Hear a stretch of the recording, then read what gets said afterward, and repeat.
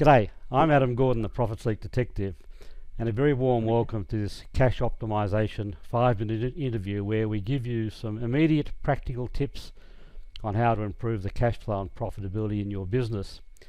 One thing's for sure, you won't improve the cash flow and profitability in your business if you're not heading in the right direction or not doing the right thing, and that requires leadership. But there's more to leadership in a business than that. So today I'm joined by Catherine Palin-Brinkworth, and Catherine, very warm welcome to you. Thank you, Adam. Great to be with you. It's a pleasure to have you here. For those of you who don't know Catherine, she's a business growth strategist, providing performance improvement solutions to businesses and professional firms all over the world through her consultancy, Progress Performance International. With her experience in leading organisations and chairing boards, she's in demand as a facilitator, a coach and a mentor. She's also a very experienced professional speaker, past national president of the National Speakers Association of Australia and a past international president of the Global Speakers Federation. Catherine's got many professional and academic qualifications, but she says her very best education has been life itself, especially parenting, along with a few other challenges on the way. So, Catherine, it's a pleasure to have you here. She's going to answer 4 questions on the topic, are you leaking profits through lousy leadership?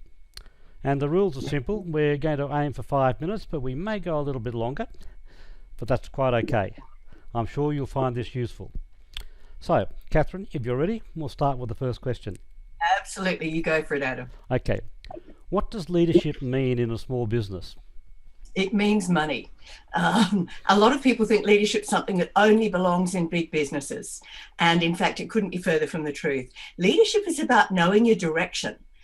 Because Catherine Palin-Brinkworth is such a long name, a lot of my friends have called me CPB for many years. And I always think that stands for clarity, purpose, and belief. And so many of us running small businesses are running. We sometimes forget where we're running to and why we're running. And we end up doing far more than we ever meant to do for far less money. I wonder if anyone else can relate to that. Oh, I'm sure they do. I hope so, because that's what I love to do, is help people to get really clear on where they want to go, why they want to go there, and then to get clear on their running track. You know, what is the parameter that they want to work to and through, and how they can provide the service at a better profit. Now that's leadership. Leadership is knowing your direction. It's knowing your goals for the next 3 to 5 years. Any further than that's impossible, but ideally even just for the next 3 quarters, and how to stop worrying about today's cash and how to really worry about this year's profit. Very good. I got a few clients who could do with your clarity, undoubtedly. Okay, so is strategy important?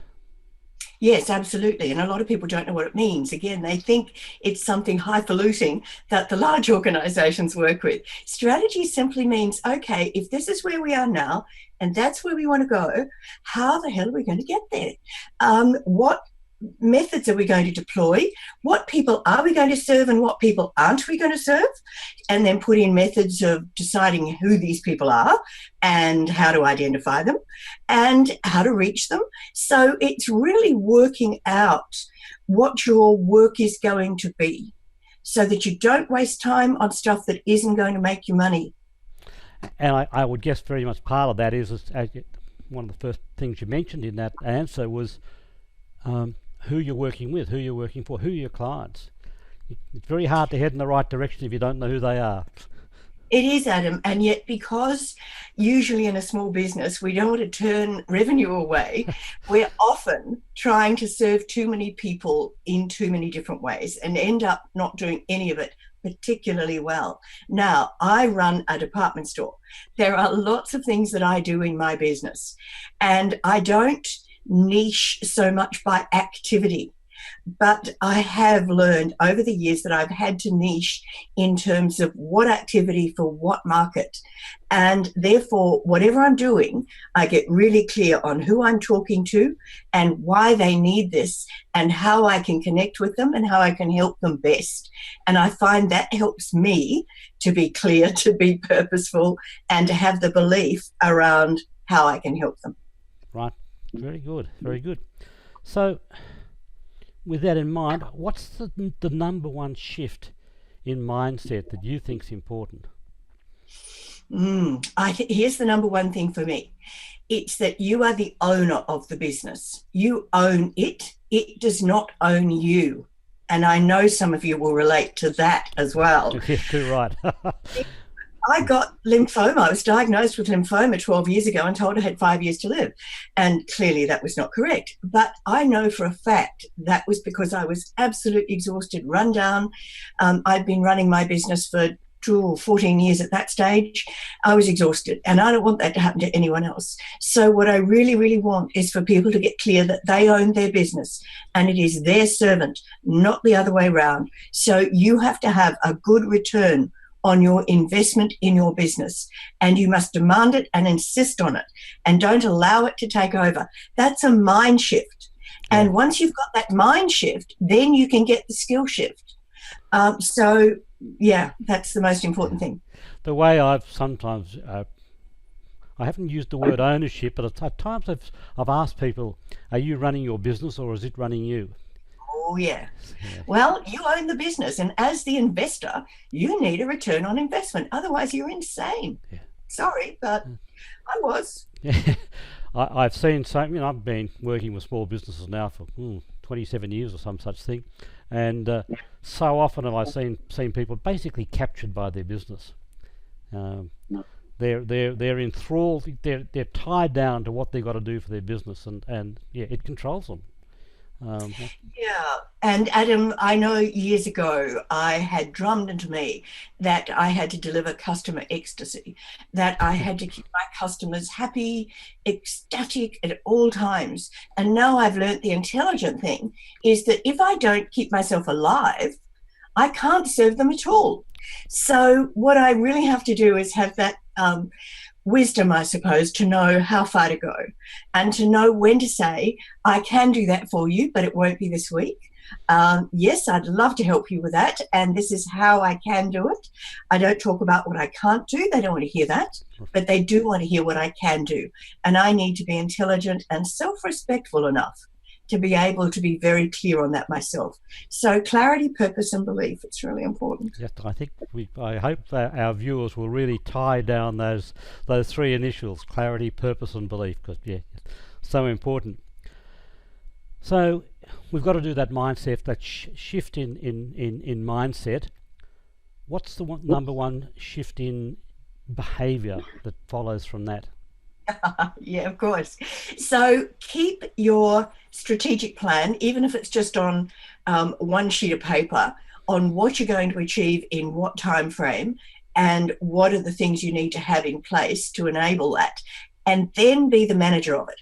Keep it up on the wall in front of your office or in front of your computer, whatever you have to do, and be the manager of it. Employ yourself as the manager. Right. And threaten to sack yourself if you don't do a good enough job, because sometimes I have needed sacking. I've needed retraining. I've needed coaching. I've needed all sorts of things to get me back on track.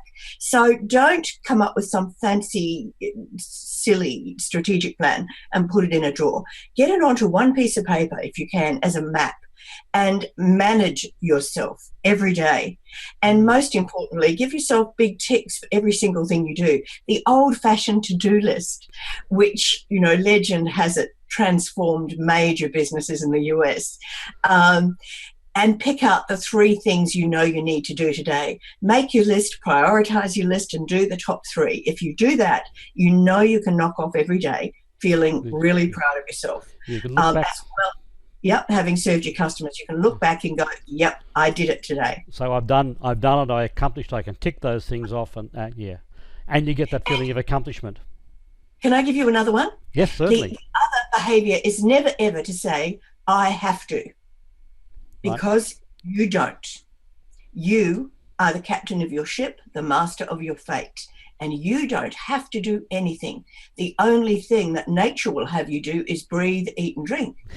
But you don't have to do anything else. Everything else is a choice. and you decide if you are going to do it or not going to do it, and live with the consequences. So if you say, I have to get this done, I can't come out for dinner now, or I can't go to bed, or I can't take time out, or I have to work weekends, what a load of baloney. You are being a victim to your own beliefs and your own lack of planning and lack of management. Go back into a job. Because if you want to be a business owner with all the freedom and the unlimited capability for profit that brings in, then own the mindset of an investor and an empowered person who says, I can and I will.